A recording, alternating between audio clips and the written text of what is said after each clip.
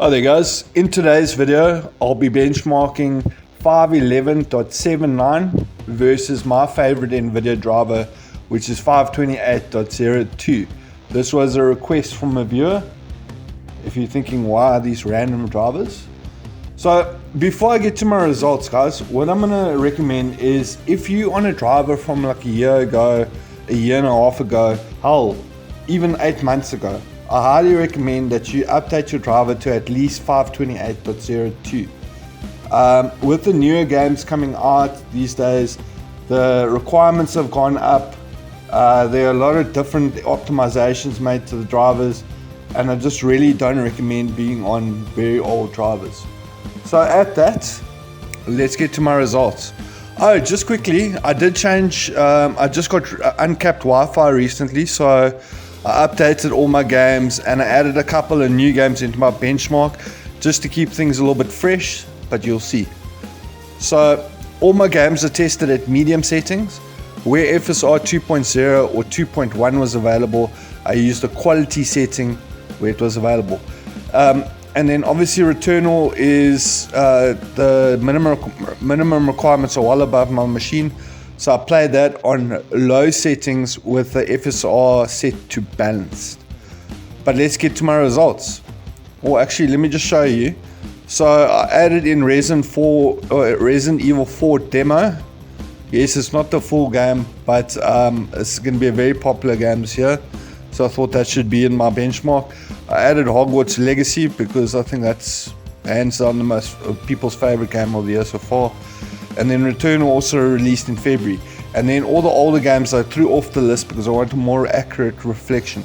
So guys, for 511.79, when I add up all my average FPS for each game in particular, over 10 games, my total FPS is 660.60. And then I divide that by 10, and my average FPS per game for 511.79 is 66.6. And then when I do the same for the 1% lows, I add up all the 1% low average per game, and then over the 10 games, my 1% lows are 457.81. And then when I divide that by 10, my 1% average, my 1% low average per game is 45.78. And when I divide the 1% low average by the average FPS per game, my stability reading is 68.74%. So that's for driver 511.79. And then for my favorite driver 528.02, I did the same thing. Over the 10 games, I added up all the average FPSs, and then I got to a total FPS over 10 games of 680.19. Divide that by 10, and my average FPS per game is 68.02. And then I did the same thing for the 1% lows, added up all the 1% lows, and my total 1% lows average came to 488.41. I divide that by 10, and my average 1% low per game is 48.84. So when I divide the 1% low average by the average FPS per game, it gives me a stability rating of 71.8%. So you can see the old driver 511.79 is falling behind. The stability is quite a bit lower. It's about 3 or 4% lower.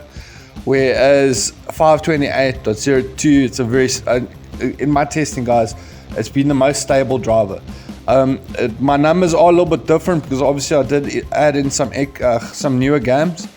But really, I don't think you're going to get any better than 528.02, especially with the latest drivers coming on.